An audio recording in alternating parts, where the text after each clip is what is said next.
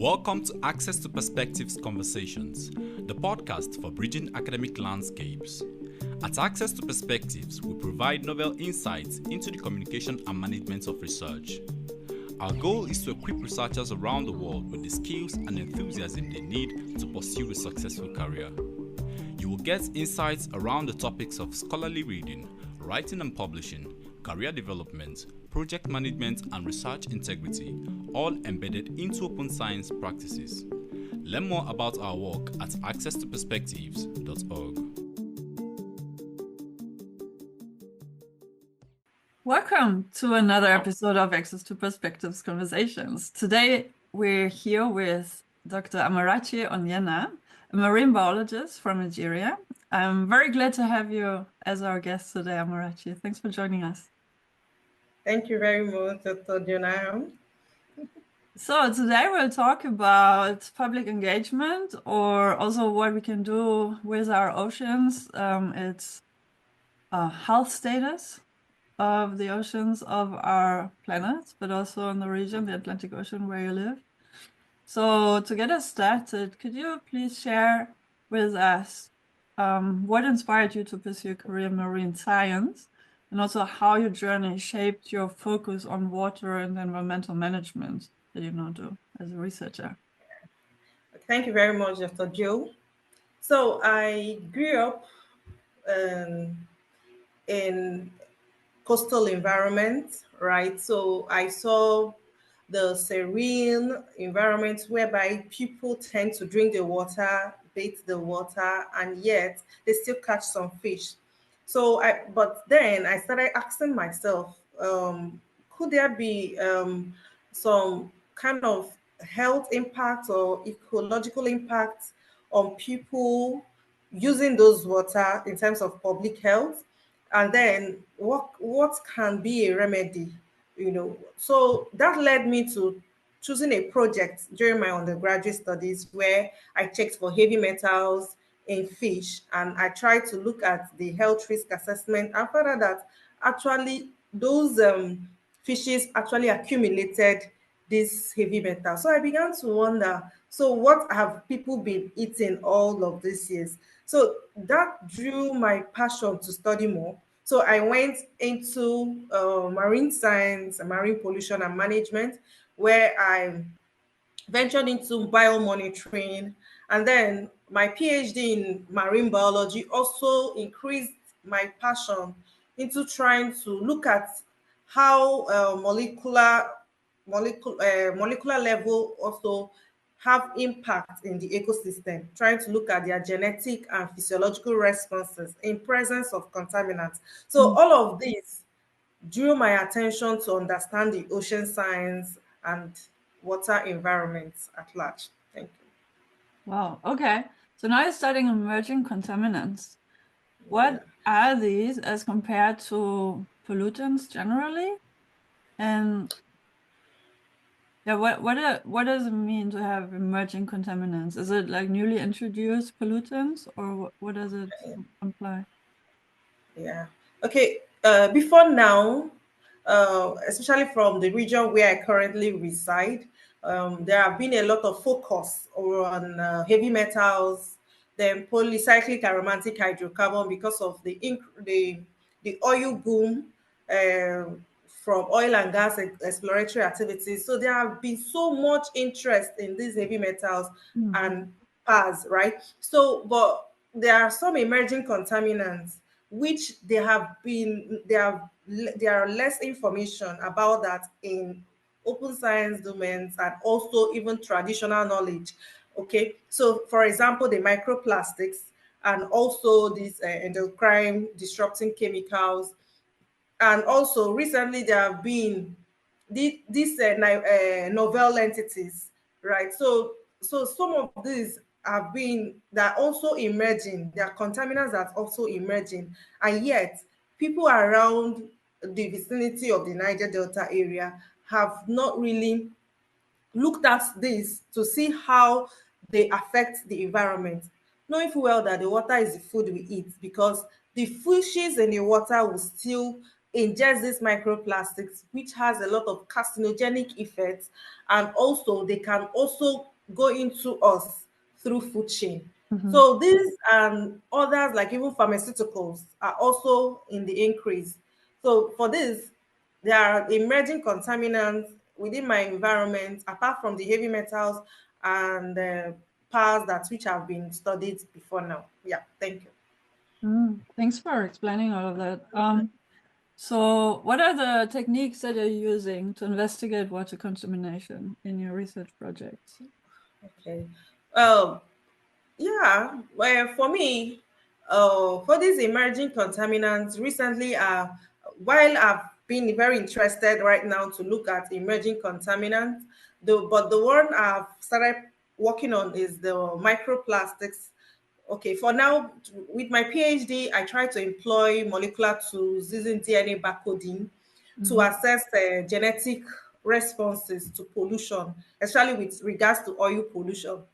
But recently, my work has kind of also included, I do not want to say deviate, but included microplastics because of the limited knowledge with respect to that, and not just in science, but also the traditional knowledge of this microplastics. So recently, I've used the spectroscope, the FTR, to actually evaluate the quantification of these microplastics and actually see that they are prevalent in our coastal waters. And the research that I've also conducted also showed that there exists these microplastics in the sediments, in the water, and some benthic fishes. So basically, these techniques can also help to detect contaminants, contaminant levels, and their ecological impact, and that of health risk can be so enormous. Yeah. So what are your suggestions for the local people who live near the sea, and also maybe what you can learn from them and how to mitigate the effects of the plastic and emerging pollutant effects? And what Okay. can we perhaps also learn on a global level, like looking at the local environment? Okay. So part of the like a wildlife, according to wildlife form of 2019, um yeah, so there's a research that actually said that climate change induced stressors are part of the most uh, challenges we have in our in the ocean, right? So, and while other ones including the land-based sources. So, and part of these challenges are global. They are one of the biggest global challenges, including even industrial and agricultural sources. So for me, I think that science can address some of these challenges through the use of nature-based solutions. And locally, from the community where I reside, we have a lot of mangrove environment, mangrove ecosystem, and all of that. So most times, they actually know the usefulness of this in their own traditional way, like maybe providing food for them and other medicinal purposes.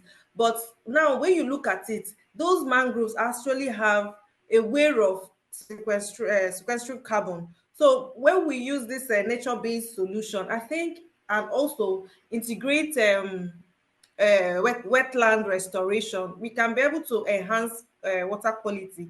Remember that mangroves actually irrigate water and also improve water quality. So by the time we actually use this nature-based solution, we can not only enhance water quality but also improve their availability. So, and also we have to like encourage the communities and end users for sustainable water management practices through conserving water in different forms, both for agricultural and all that. Yeah.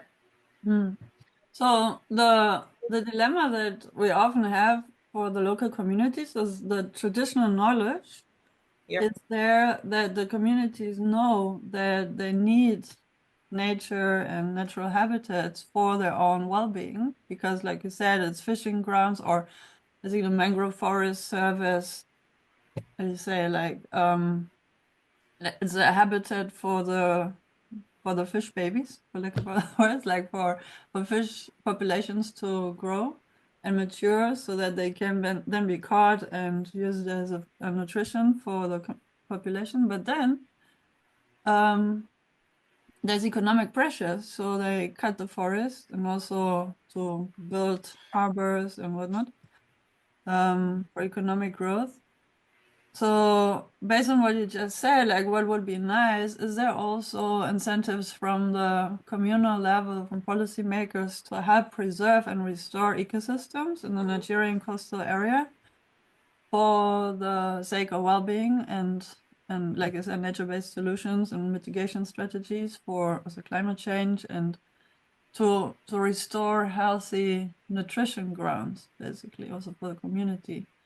Are there such activities already undergoing, or is the economic pressure still too high to prevent it from happening? Oh, okay. I think I get the question. Yeah, from the community where I reside, the Niger Delta area, which actually harbors a greater number of these mangroves. So this community, especially from the Escravos estuary of part of Nigeria, that is channeled into the Atlantic Ocean by the Gulf of Guinea.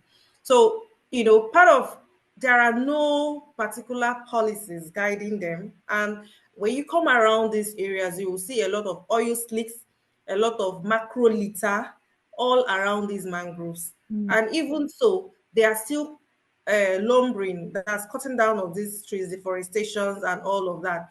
So I think even the area suffers little or no waste management practices.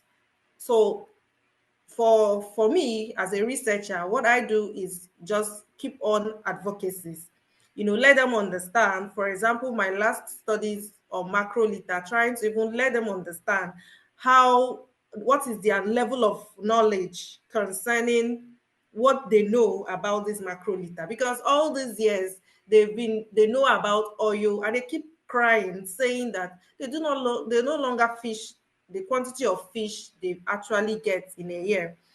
So, but that notwithstanding, there could be other contaminants that are there.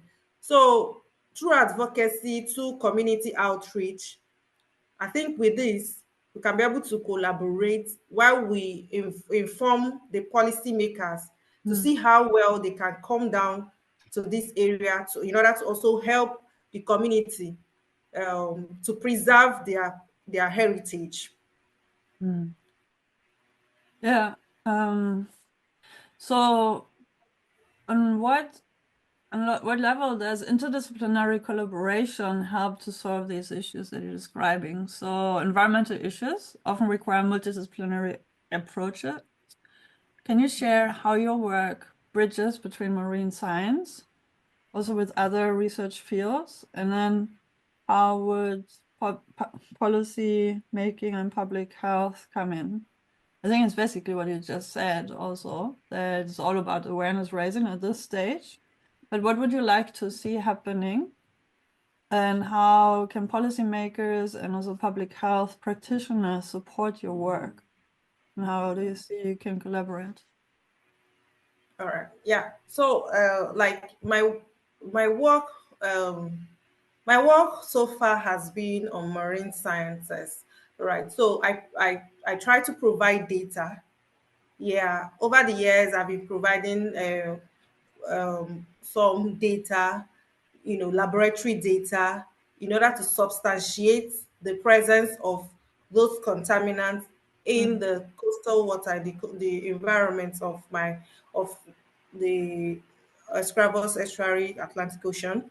So I think that these data, for example, one of my PhD, I tried to use AMBI, as it is marine biotic index. So I use that and that of uh, other indices like Simon's decision making. So I use those softwares in order to prioritize the areas that needs attention. So in these softwares, you can be able to see, they were able to say the areas that are slightly polluted and areas that are less contaminated.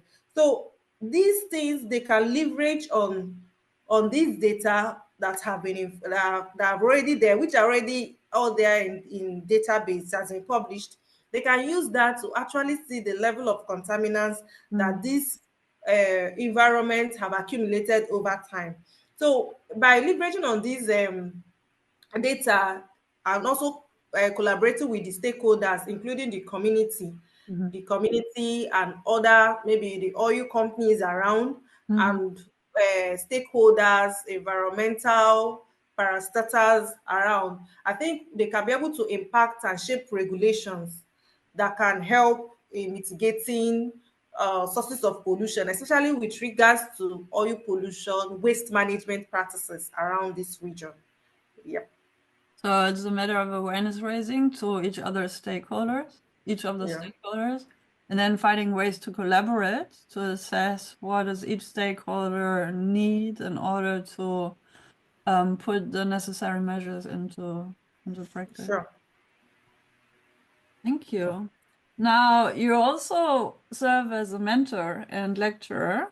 So you educate the next generation, even though you're still young yourself. And I think to be a lecturer and inspiring mentor is not a question of age and experience. Or when it's amongst peers, it's more inspiring each other. But then usually the experience you've gained through research, now you pass on to the next generation of researchers. And how do you do that, or how do you inspire the early career researchers at the university, and what like to address so that they are now empowered to address the environmental challenges you've identified, and what skills do you emphasize for them to succeed in this field?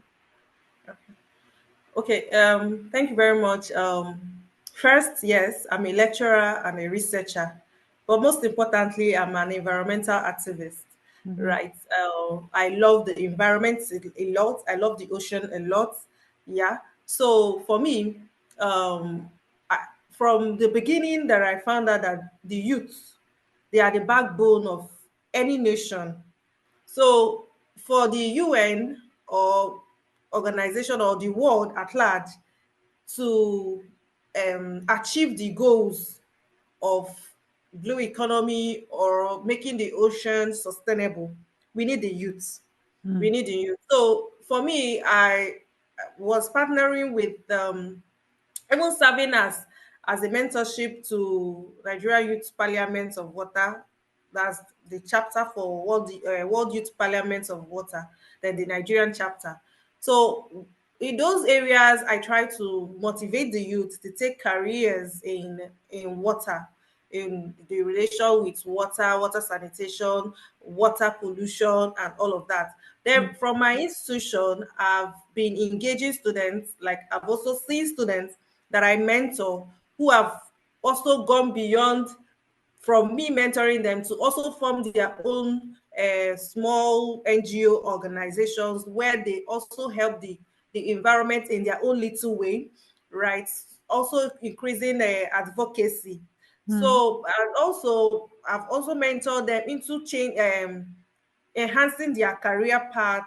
Like even one of my mentees got recently Erasmus Mundus and has also gone, to take up um, courses, take up disciplines in relating with marine sciences. So we believe that in the coming years, some of those people who are also have the desire to get uh, to get uh, to get knowledge concerned, who have the love of the ocean, in the next coming years, they are going to become leaders in ocean sciences. So, and together we can be able to find lesson or find kind of solutions to mitigate the ocean sciences global issues. Thank you. Thank you. It's really uplifting to see how you engage, and also that like the youth are equally, if not even more concerned in many regards, because they find a planet that's that's hurt and injured by humans. But that's not blame. Also, like, personally, I find this difficult that the young generation, of course, they have a right to accuse the previous generation, but then it's a matter of getting used to a status quo and a way to act on the planet, embracing the comforts which are actually harming the environment, and at the same time shouting and blaming others. Instead, I think we should all take personal responsibility and do the best we can within each of our comfort zones and outside our comfort zones to take responsibility and not blame others, but instead take action. What do you think about that?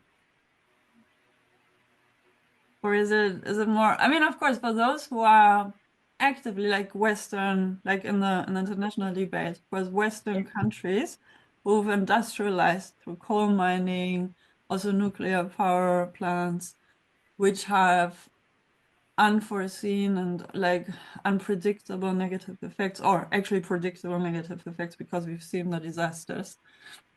And now like these generations and populations in just a few countries have caused the harm to the planet.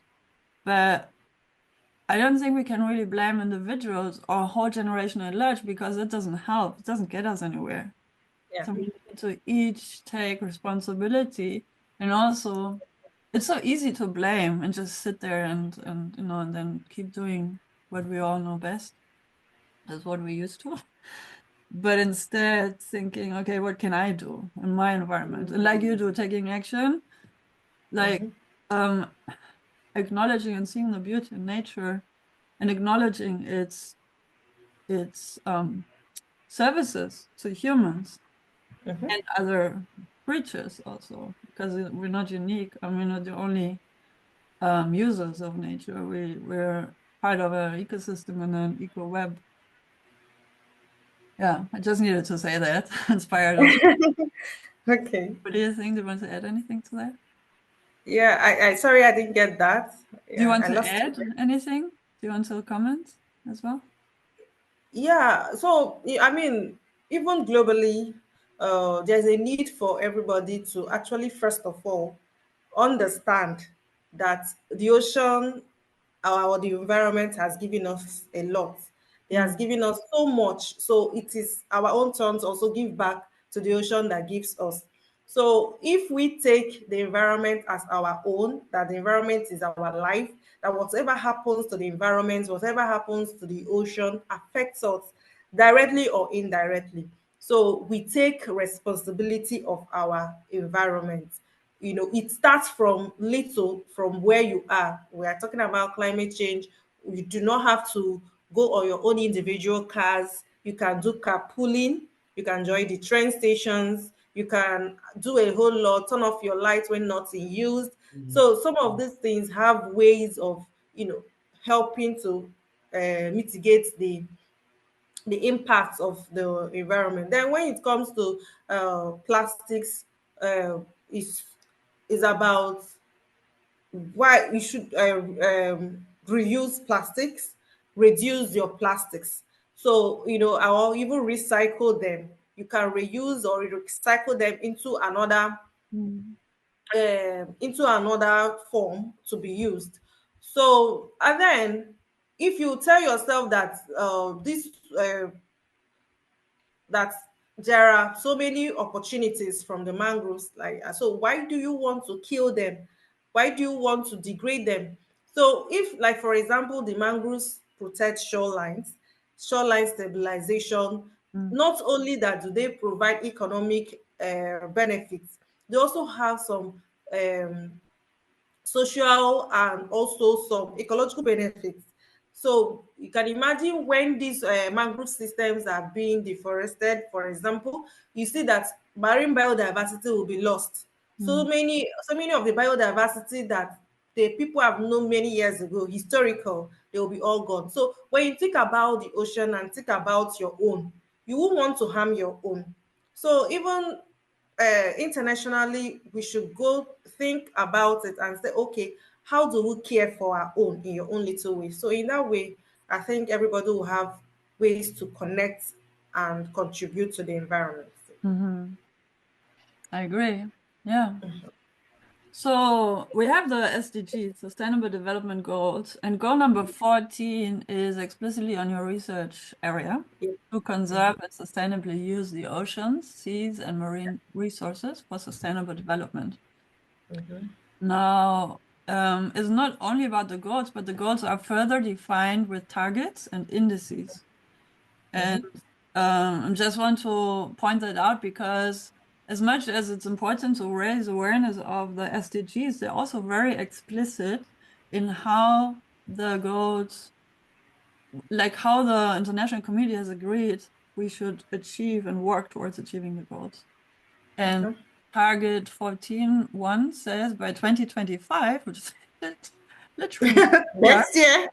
we prevent and significantly reduce marine pollution of all kinds, in particular from land-based activities, including marine debris and nutrition pollution. And the indicator for that would be an index of coastal eutrophication and plastic debris density. Anyways, so and then we have target number 2 by 2020, which is like 4 years ago, sustainably manage and protect marine and coastal ecosystems to avoid significant adverse impacts, including by strengthening their resilience and take action for their restoration in order to achieve healthy and productive oceans. I don't think we've come anywhere close with that. Yeah, so exactly. Even when you look at the target number 1, I mean, like Nigerians, there are so many coastal waters that do not have a single data on microliter. There is no, for example, around this my area, there are no data documenting concerning that.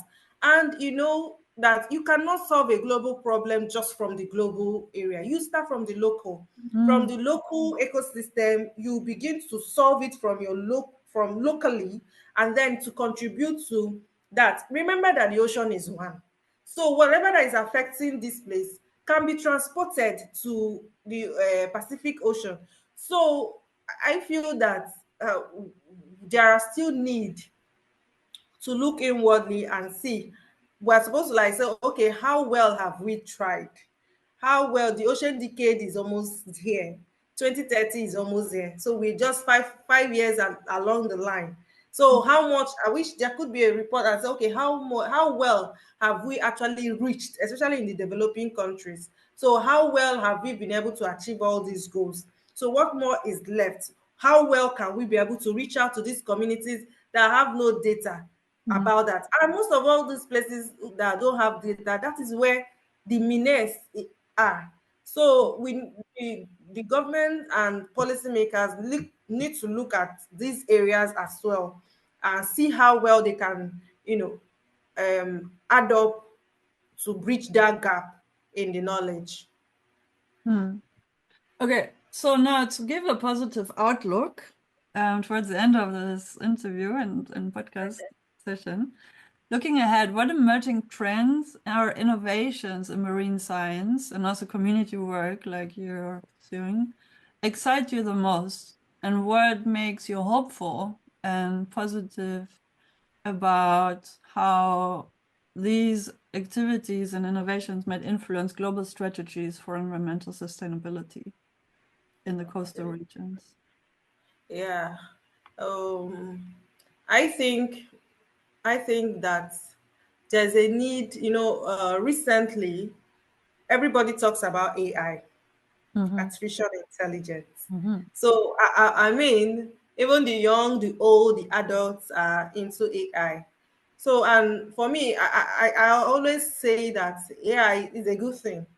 So are there ways, I think we can actually embrace AI into our research and see how artificial intelligence can help us to quantify or even look at remote sensing to see if we can map out some of these areas, especially areas where our physical our our physical presence may not be able to allow us do those research. We can mount some equipment, some technologies that can help us actually analyze these contaminants in real time. So I think when we embrace the AI into our research, trying to use AI to solve or to either quantify, because one thing is to quantify, another thing is also to provide solution. So yeah, if you identify that there are contaminants in this particular ecosystem, then what can we do in order to to create a path, either a pathway or even help solve the problem. So I think with this era of AI, let the researchers put their heads together to see how we can leverage on that and also find a sustainable ocean for a sustainable future. Yeah, no, I agree, and it's a new insight also for me. Like with Yeah. all the dispute and concern and hype around AI, there's a real opportunity here because it can literally help us to make sense of the data that we're producing. In many regions, like in Western context, Yeah. often we produce a lot of data and a lot of redundant data, whereas in other regions, there's a scarcity or even a lack of data that will be necessary to make informed assessments of the status quo, but we can extrapolate and thereby filling the gap using AI technology, like you suggest. So yeah, thanks for that. So you're hopeful, you're positive about the next steps in the next couple of years. So we'll okay. Also the SDGs, like it also hurts me now reading that we actually surpassed some of the deadlines to achieve Yeah. some of the targets. But Mm-hmm.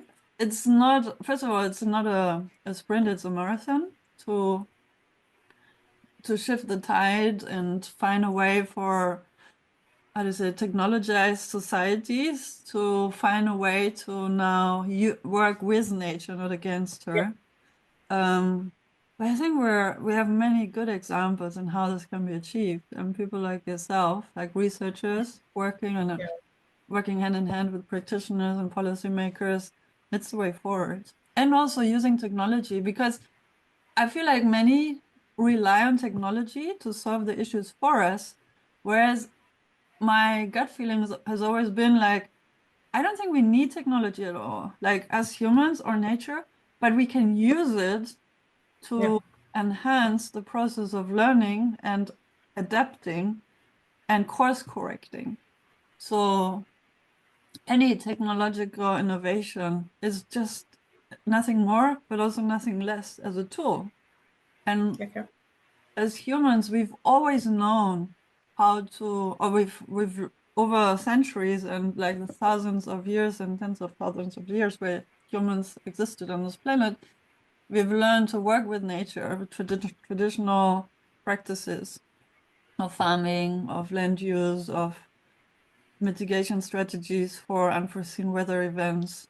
So, like, humans know how to act on this planet responsibly, just through the tech hype that we've thought we are better than other creatures on this planet, or even other, like some people think they're better than other humans, but let's not even go there, like, because we know that's rubbish, or nonsense.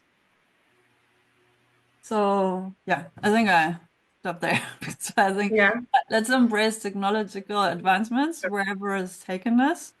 It can also help us to find a better way to work with nature and also with indigenous communities and traditional communities, because they still use sustainable practices. And we can then use technology to enhance these and rectify our mistakes. Yeah. Yeah. Thank you Great. so much. Very insightful. Yeah.